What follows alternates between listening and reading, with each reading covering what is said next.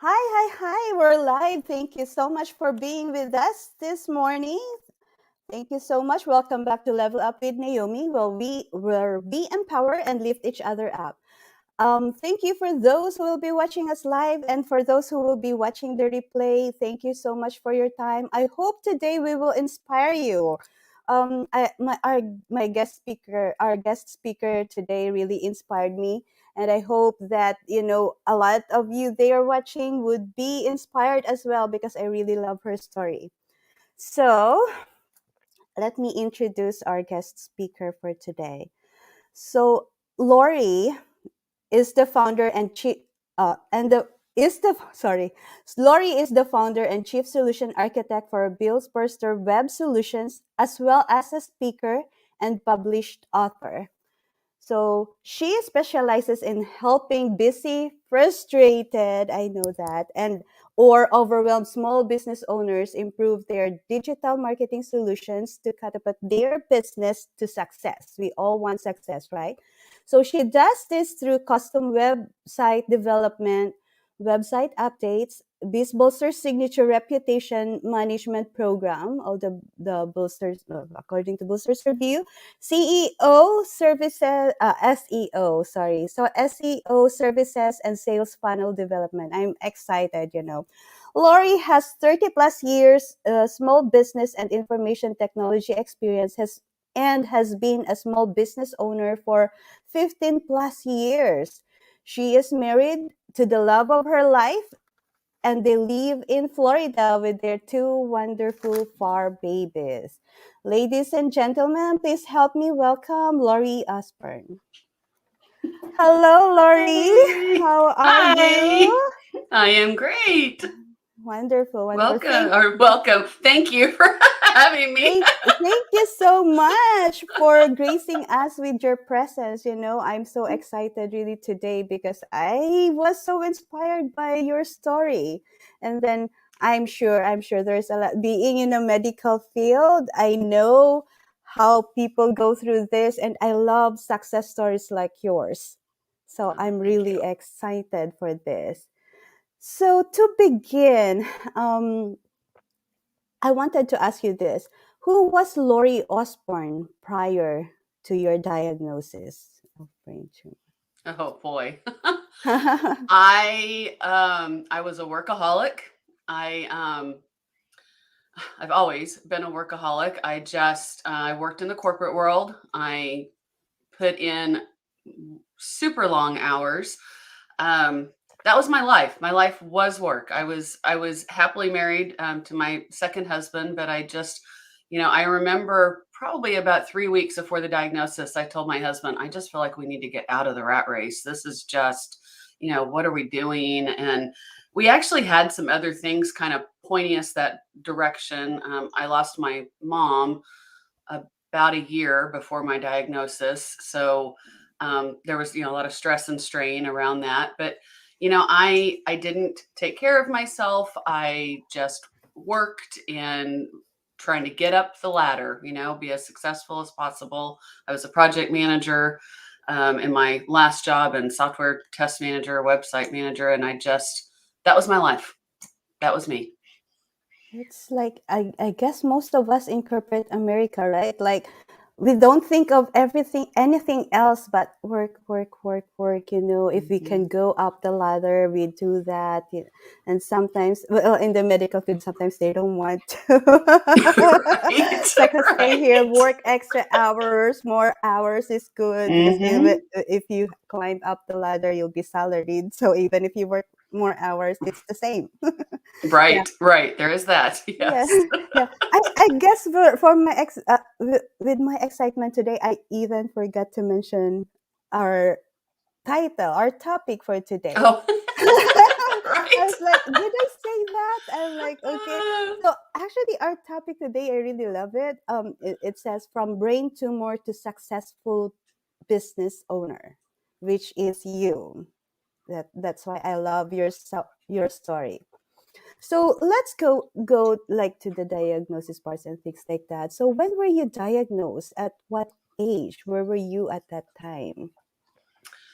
So I just changed jobs from a very abusive job. So I was just in a really stressed out state, and I was in my new job, and I was literally falling asleep at my desk every day, which had never happened to me in my life. That's just not, and yeah, it was kind of a boring job compared to the one previous, but I thought, man, my adrenals, I really thought that just my adrenals were all messed up because I had been in such a stressful situation. And I went to the doctor and she ran all these tests and my thyroid looked a little off. So we thought, no, it must be. So we put me on thyroid medication. And then about a month later, my left eye started drooping. And that was odd, and like, why is my left eye drooping? I went back to the doctor and she sent me to an eye doctor who then wanted to send me to an eye surgeon to fix the eye drooping. And I'm like, is Oh, anybody going to figure out why why? the eye is drooping? So I did a bunch of research and this was July of 2015. I was, in answer to your question, I was 45.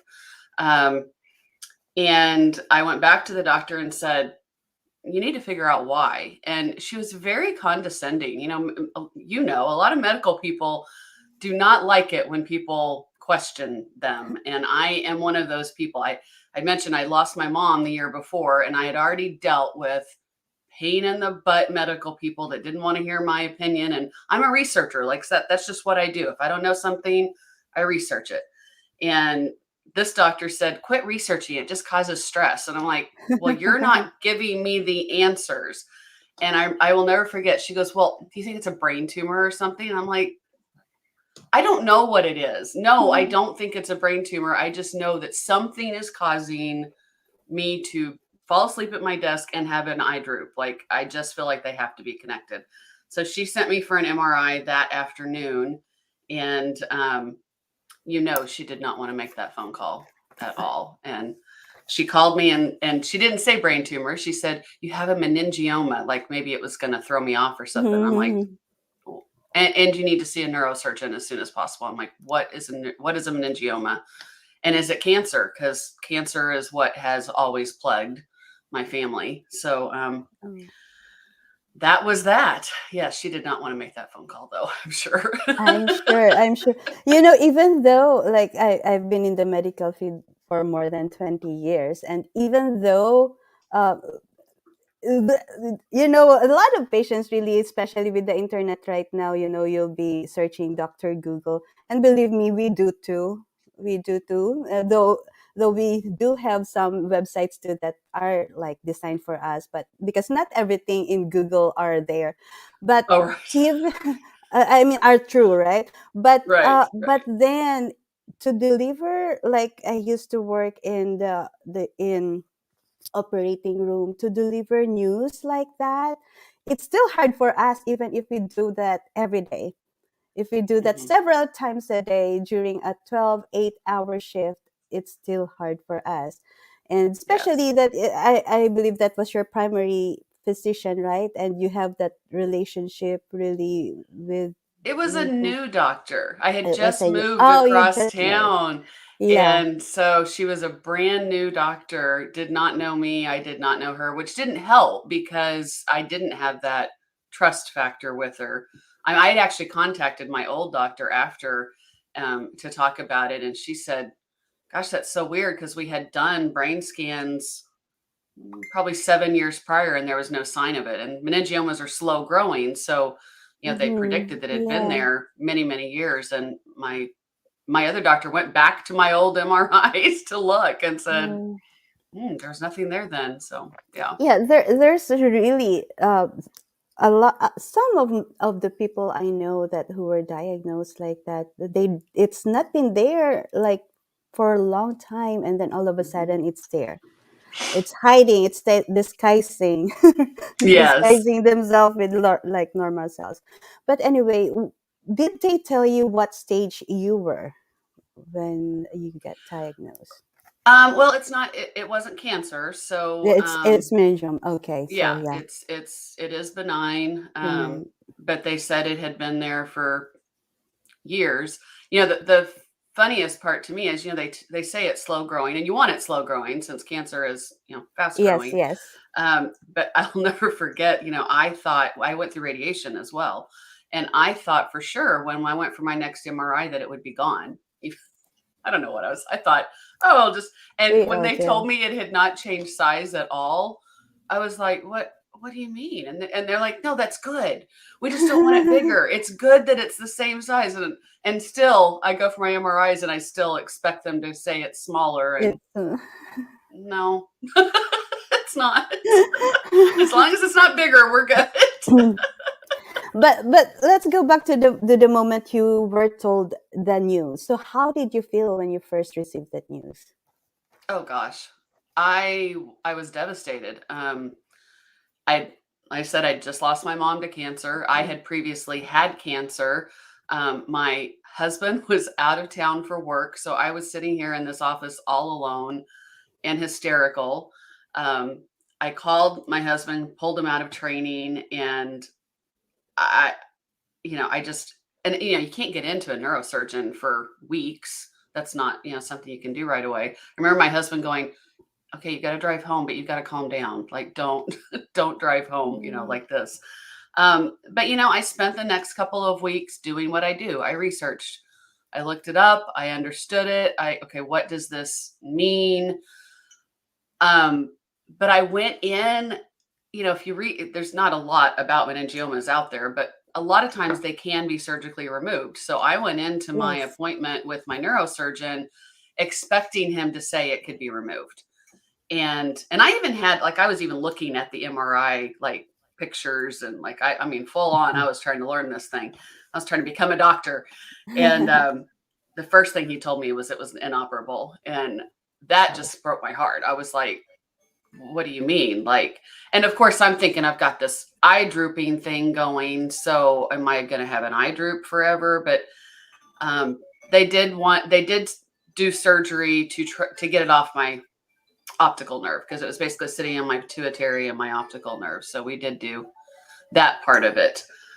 I don't know if you want me to keep going about the surgery, because there's all kinds It, of. it's free. You're free to share whatever you wanted to share with Well, us we concerning. did do surgery, but we found that the tumor is also part of my carotid artery now, so it's all Oh, okay. entwined. So when they went to cut the tumor, they actually cut the carotid. So they started a brain bleed, which is not what your husband wants to hear when you're under. So the first surgery, all they did was fix that, and the there was damage that broke off, or debris that broke off from the surgery, and caused my left eye to go mostly blind. And then 5 days later, we did another surgery. And I was told I'd be back to work in 2 to 4 weeks. In 2 weeks, I Oh. was still in ICU. In 4 weeks, I was finally going home. So I did not go back to work in 2 to 4 weeks. I didn't go back to work at all, honestly. So Yeah, so that was, so I was going to ask, so that was your husband's reaction. So how did the family receive it? it's, I don't think you know what to think in that situation. I think it was just, I have an extremely supportive husband, and we just did all we could do to get through it. I, he has been supportive through the whole thing. Even when I was recovering, he was constantly, go enjoy yourself. Go, when we moved to Florida, he's like, go to the beach. And I'm not that way. Like, I can't sit and be idle. So as soon as I was able, I knew I wasn't going back to the corporate world. I had too many, as a result of the surgery, all of it just kind of messed with me for a while. I had a hard time communicating. I also found out in all of this I'd had a stroke from the tumor. So Oh, I had okay. struggling with words, finding words, communicating. I really lost a lot of confidence. I could not handle stress, and stress was all I knew in the corporate world. So when I knew that I wasn't going back, as soon as I was able, I started just researching what else could I do that I could control my time and work on my own. Not even intending to build a business, just to do something productive. because I'm not going to sit and watch TV all day. And that's when I discovered web design, and something I did not realize I would love as much as I do. Well, you were like in digital world already prior to this, right? Yeah. Yeah, I was on the outside of it. So I was, project Okay. management and testing. I mean, I was part of the design and testing for a large website in my previous job. So I was familiar with the concepts of web design, and I'd been in software development for ever, but never as the coder and never as the designer. And Yeah. I had never in my life had a creative job, and I did not know how much I wanted that. Like, I'd always been on the brain side and the logical side, and once I started doing something creative, I was like, "Oh my gosh, I have a talent for this and I love it." Like, I really, really I love it more than anything I've ever done. It's a piece of me that never got to be used before. Yes. So you found the creative side of you, right? Yes. Yeah. Yes. So it is actually the human nature, right? That when we receive the news that we were not expecting or that we don't like, we go through denial, right? It's natural. It's normal. But when did acceptance happen? I don't I don't remember going through denial. I think because it took so long to build up to it. I mean, I knew something was wrong. I went through the same thing when I was diagnosed with cancer. I spent a year trying to figure out what was wrong with me before I got the doctors caught up to what was wrong with me. It's how I am. And I knew there was something wrong. Um, and there was something about, because it wasn't cancer, I was kind of okay with it. I mean, I'm not, Yeah. I wasn't thrilled with it, but cancer was the thing that scared me more than anything. And as long Yes. as it wasn't cancer and it wasn't likely to kill me, then I can get through it. And so I don't think I think I skipped over the denial and went straight to, what do we do with this, and how do we get through Acceptance. it, Yeah. and how do we what's the next step in my life? And Well, honestly, I can tell you today I am grateful for it. I am truly, it changed my life for the better, and so it got us out of the rat race. It sometimes you have to get hit over the head or have a tumor in your head to get your attention and go, "Stop. You can't keep doing this." And our bodies will do whatever it has to do to get our attention, and it did. you And are right, right. Yeah, your body knows how to stop you, huh? And pause and think about things, reflect on things. So, some people that might be in the same situation like you were before would be saying, like, how can she be grateful? So, how were you grateful about that? part of it's just my general state of mind. I mean, I feel like um, we are never given more than we can handle. I've Yes, always believed that we never yes. are. And I've had hard stuff in my life, and I've survived it all and thrived through it all. And looking back, like, I look at that phone call with my husband going, I feel like we're supposed to get out of the rat race. And I look at everything that's happened, and we were cared for all along the way. Um, Financially, things just happened the way they were supposed to where, it didn't have a significant difference there. And I just look at my life today compared to my life 6 years ago, and I go, I would not be here if it wasn't for this If it brain wasn't tumor. for that. I would not be doing my business. I would not be serving other small business owners. I wouldn't be in Florida. I everything that is in my life right now is because of the brain tumor, and I love my life. So I have to be grateful. It got me Yeah, here. yeah. That's yeah, you're right. And even if it's not the brain tumor, right? But there people sometimes like dwell on what's happening, like it like the negative things that's happening to them at that point, and they dwell on it. they are not thinking that, when if you go through this and then you do something that it will benefit you, actually it will make you stronger, and then it will also inspire others who will you will be able to help them because you've been there, you know how it is, right? Mhm. So Exactly. I love that. And I love that, you don't go to denial, you went right straight ahead to acceptance, because most of the people would go to denial, go to acceptance, go back to denial, and so they can't move on. So that's, I guess, that's one of your secret with being successful right now, right? So can you share with us some effective approaches to healing before we go to the business part? Effective approaches to healing. We just really have to put ourselves first, which is not how we are trained to be, especially as Mm, women.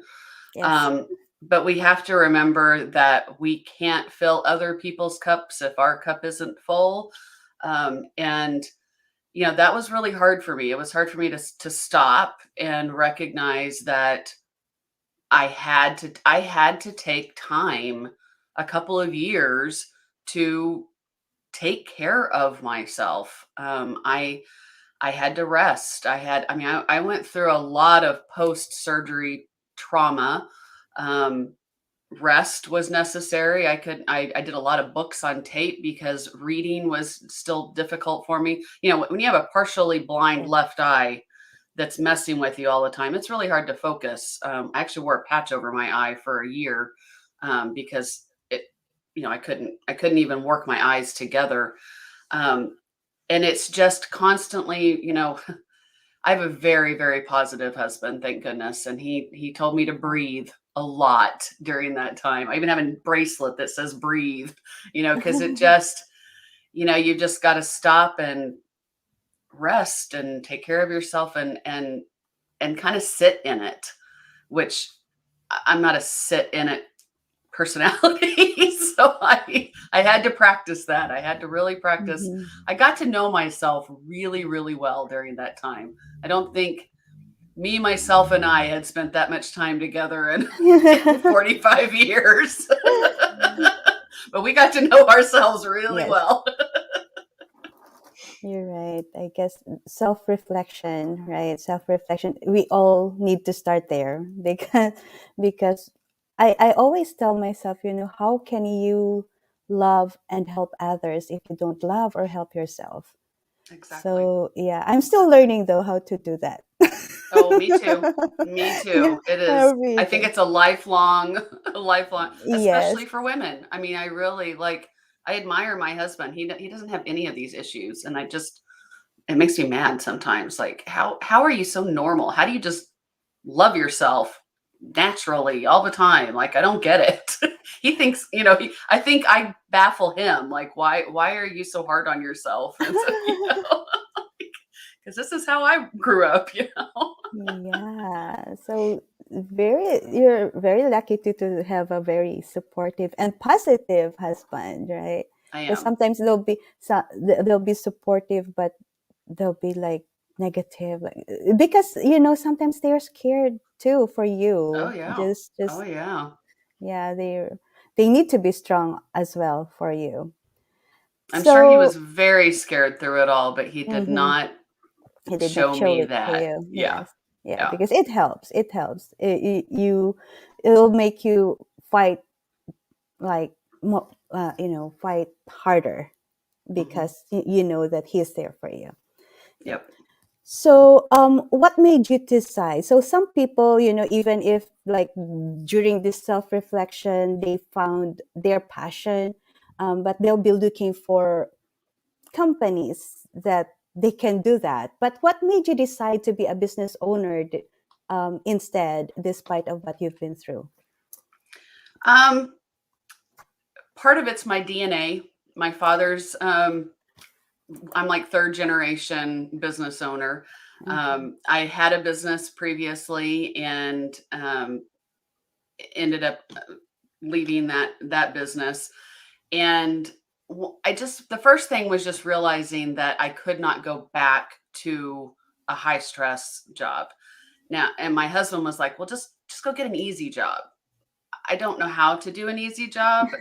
Any easy job I've ever had, I've made complicated because I'm really smart business wise. So if I go into, like, let's say I was a receptionist, well, I'd be in there changing all their processes and automating things. And, I'd be acting like a manager and I'd be paid $10 an hour when, I should be paid 100,000. That's just who I am. And I knew that about myself. So I knew I couldn't go do an easy job. I knew I couldn't go do a stressful job. So I kind of figured if I'm going to do any work, I need to just do something on my own time. And like I said, it started really as a hobby of what can I do to stay busy? And I kind of approached a couple of people and said, "Can I just build you a website so I can just see what, I built a couple for myself first, and then I approached a couple of people, and then as I discovered how much I loved it, I thought, why not? Why not make a little extra money on the side? That Can't was can't hurt, right?" that was your calling, maybe, right? That you just discovered.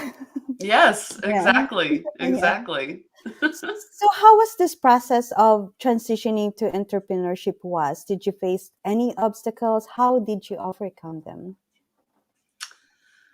I don't think you can be a business owner and not have obstacles. I Yes. mean, and I knew from my previous business that sales was probably going to be my biggest challenge, um, which ironically did not turn out to be the biggest challenge. When we moved to Florida, that's when I really got serious about having the business. But I didn't know a single person in Florida, in the whole state of Florida. Well, I knew one person in the state of Florida, 4 hours away. I knew nobody in Jacksonville.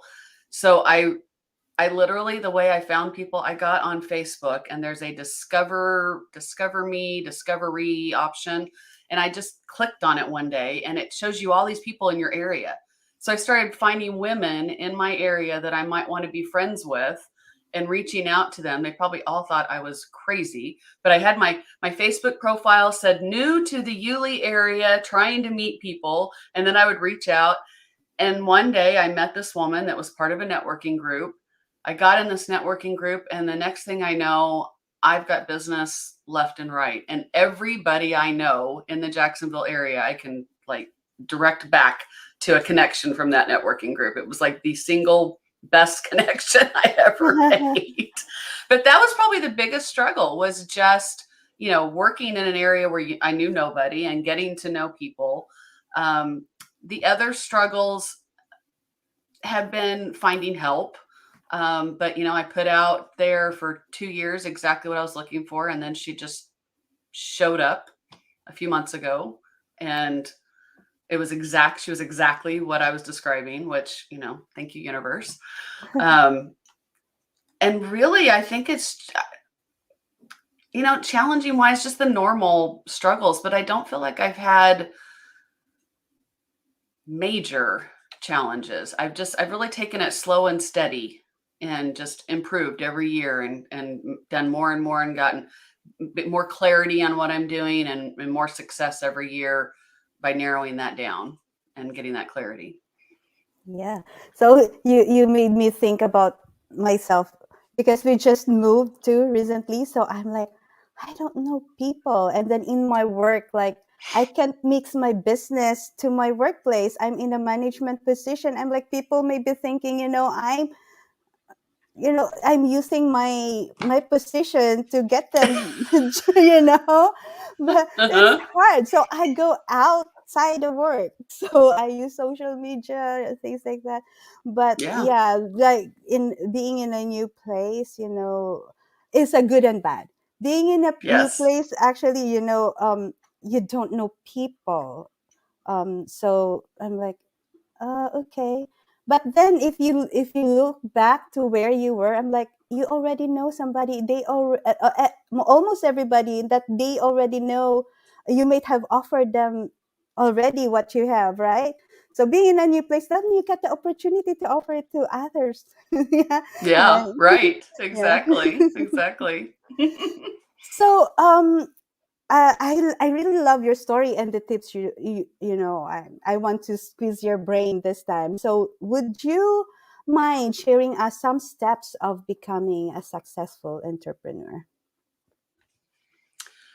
Just some things that I would recommend to Yes, to ma'am. getting there. Um, the networking I just mentioned is huge. I'm surprised when I meet business owners that don't take advantage of networking opportunities. To me, as business owners, people are buying us, not our products. So the only way to in my mind to truly sell your business is to be in front of people doing things like this, getting out there and networking and building your tribe. I mean, that's what I call it. It's building my tribe. And most of the people I engage with today I did not know 6 years ago, but that's what networking does. Other than that, I would say surrounding yourself with the right people, not just through networking, but I have found an amazing coach and mastermind teams and people that, we can't know everything there is to know in a business. It's impossible. And we try to, as solopreneurs, we try to do it all and know it all, and it's just not possible. And that's where masterminds and your tribe come into play. I surround myself with people that know what I don't know that I can turn to. um, and I know there's more in there, but those, I would say, those are two huge pieces. And then just um, even financially, just, everybody has their own approach. I entered this business saying I'm never going into debt. But I've learned over the last year, I would say, that sometimes you have to spend money to make money. I hate that phrase, but sometimes you have to invest to get to the next level. And, even like with my coach, I feel like that was an investment that was a little outside the comfort zone, but, you have to have faith too, that do your research, find the right people, do the investment, and then have faith that it's going to work. And then back to what I said about gratitude, I 100% believe gratitude is the key to everything. Being grateful every day and just recognizing that everything has a purpose and we will not be given anything we cannot handle. So Yes, we always have to remember that. I should remember that as well all the time because I tell that to myself most of the time, but sometimes you forget, right? I yes, Yes. yes, I'm happy you mentioned about coaching, finding a mentor, because even though we think we're really good, there's always somebody there that may be better than you in some ways, and you will really be learning from them. It's not asking or reaching out to people to become your mentors and even paying them. You don't have to pay. There are other mentors too, but um, is not, it's not really like going down, and it's pride sometimes that people don't like being coached and being taught, but accepting the fact that they may be successful, um in that field, and you are not. So accepting that fact, go, if you have to follow and listen them, if you listen to them, if you want to be like them as well. I right. also love that you mentioned about networking. I'm also a networking professional. Don't you love that? We are networking Yes, yes, professionals. I love it. So, networking. No, we're going to networking. So, networking have this connotation, bad reputation to other people. Sometimes when they ask you, um, "Is that networking?" Sorry, I'll pass. I'm like, so how do you handle that? And what is you mentioned a little thing about networking already, but how do you handle those people? I think most of the time when people are nervous about it, they think they're going to be put on the spot or, I'm a very outgoing person, but I used to be really nervous about walking into a room where I didn't know anybody. And, Zoom has actually really helped me with that. I don't know why, but I can get in a room not knowing anyone in Zoom and be more comfortable than physically being in a Yes. room not knowing anyone. Um, but I think, a lot of it is confidence in presenting yourself. So, really taking the time to develop a 30-second or 1 minute introduction of yourself so that when it's your turn, because you should have a turn to introduce yourself, you're confident in what you're saying and you're not as nervous because you know what you're going to say there. And then, if you're not comfortable going in person, which so many anymore, there's not as many in person events now with COVID, do a Zoom event. And, you can do a small event where it's just a few people, or you can do a gigantic event where you kind of are part of the crowd and it doesn't feel so intimidating. I mean, you can go kind of either way. Um, and what I would say to someone that says, I just won't do it and I have a business, you're just making your life harder. I mean, you can sit and, you know, in my previous life, I was a technical recruiter and that was my previous business. And before I had my own business, we were expected to just sit and make cold calls all day long. That's what Mm. we were supposed to do. And by the way, I barely did that. I hate cold calls. I built my business through building relationships. That's how I have always done it. And my boss, I was always a top producer. So what could he say? He's like, well, you don't meet the minimum number of hours for making cold calls, but you're a top producer. So what can I say? So you can do that. You can sit and do your cold calls all day, or you can build your business through building relationships. And the easiest way to do that is through networking. So that, to me, you got to go one way or the other. Or you can hire someone to do your sales for you. That's another option. Sometimes people don't realize that every one of us is actually networking. When you go out there, and even if you're employed in a corporate world, you're actually networking. You have a network there. You got your Yep. immediate supervisor, you got your president, your CEO. That's also networking. When you talk to people, that's networking. I don't Yep. know why they tag our networking profession as like something like negative. I'm like, I don't understand Mm-hmm. that. If they can just be open minded, right? Then, you know, and realize that they are already networking, I guess Right. they'll. Right. You're in front of people all the time. You're also always Yes. selling, whether you like it or not. You're Yes. always selling. Yep. You're selling So yourself or your business or your your time. thoughts, your opinions. You're always Mm-hmm. selling. Yep, your time, your skills. When you're working with you're clocking in and out, you're selling your time. You're Yes. networking. Your time. Yep. Yep. So, Absolutely. so, so what message would you like to provide to first the patients in the community? um, if you're, well, the first thing I would say is if you think there's something wrong with you, don't stop until you get the answer. I mean, I've lived that twice now. Um, I am not a hater of the medical profession, but I am a supporter of us being part of the process and not letting the medical profession tell us what to do. Like I mentioned, my mother had the same doctor for 20 plus years, and I blame him for her passing because he did not know what he did not know, and he would not let anyone else be involved, and he just gave her tons and tons of drugs, and she just said okay, and it was awful. um, I think you have to be your own advocate and you have to do your homework and find the doctors that work with you. Like, I make sure I work with doctors that will listen to me and don't make fun of me because they know I'm going to do the research. um, and then just keep going. If you go to one doctor and something's wrong and they won't listen, then keep going until you find the doctor. I mean, the doctor that found my cancer was a oh, an obstetric. It was totally off the wall. Had nothing to do with what my cancer was, but that's where I ended up. Um, that would be the first thing. And the second thing is just recognize what I said before. You're not going to be given anything you can't handle. So go in with a positive attitude and what can I do to get through this, and do everything you can to get through it. Do your part.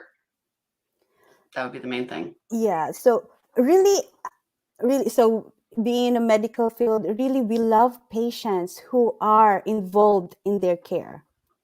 We don't want to just we not that we don't love the patients that accept everything that we say, everything that, just do whatever. But those who are really involved in their care, those are the patients that really thrive and, go, like, as I've said, I love success stories like yours because these are the patients who are successful. Sometimes Hmm. most of the population, they will just give in, like, okay, whatever. And so that's when negativity comes in, and then they tell their mind that, okay, let's just accept this. So there are more things coming, but if you're positive, you'll be Hmm. actually receptive to all the treatments that will be given to you, right? So Right. yeah, if the doctor tell you drink this or do this and you did, you'll be receptive to that. But if you are thinking negative, it may not work. Nothing will work, right? Right. Yeah. Right. Right. Yep. So for the business side, so what are your advice to those people who wanted to start their businesses and for those who just started? Um, do what you love first. Do not start a business doing something that you don't love doing. I mean, number one, running a business is hard in itself. And that's the other thing I would say is don't go into it thinking that, oh, this is going to be so easy and it's not going to, it's not going to be hard. It's hard. It's a lot of work. So make sure it's something that you love doing and you want to spend time doing. That really, both businesses I've been very passionate about, and I've loved doing them, and it makes the work part not so work, not so much work. And then the other thing is be patient with yourself. Um, Realize that not everything's going to happen overnight. Put in good processes from the beginning. I think probably the number one thing I've learned in the last 6 months that I've really had to apply is time blocking. I tend to be kind of scatterbrained and a little ADD and all over the place, and I'm learning if I want to get to the next level, I have to manage my time. And a lot of that is self-respect and respecting my own time as much as my client's time. I'll never miss a client appointment, but how many times do I miss my own appointments with myself by putting other people first? And we have to manage ourselves and our time. So I would say those are some of the key things, but really just being passionate about it, being patient, realizing that it won't be easy, but hopefully you'll love it if you're doing what you're passionate about, even when it's, a little bit challenging. And then again, find people to turn to when you're dealing with things that you don't know how to do. Use other professionals or friends or family or whoever you can turn to. And then just make sure you've got someone you can just run things by. We all need idea people and people we can say, does this even make sense? you know? Yes, you're right. I just remembered it's not about business, but there was this young nursing student who asked, she's about to graduate, and she's like, how much do I expect as a pay? And so I told her, look for something that you would like, because there's a lot of branches in the medical field. Look for something that you would like. You will be entry level. Don't be disappointed if you will be paid less. We all went through that. We all did when we were all beginning. But look for Hmm. something that you really love, because Yes. if you love what you're doing, your pay, whatever they give you, is good, is enough. It's actually what it is. But if you don't like what you're doing, um, your pay will never be enough. It's the Yeah. same with business, right? like if you don't like what you're doing, like your business, like I don't know how much effort you will be working on, right? How I don't know how you show up to your business. Right. Yeah. Right. Well, and we spend so much of our time working. You don't want it to be doing something you don't enjoy doing. I mean, Yes. it's turmoil instead of passion, you know?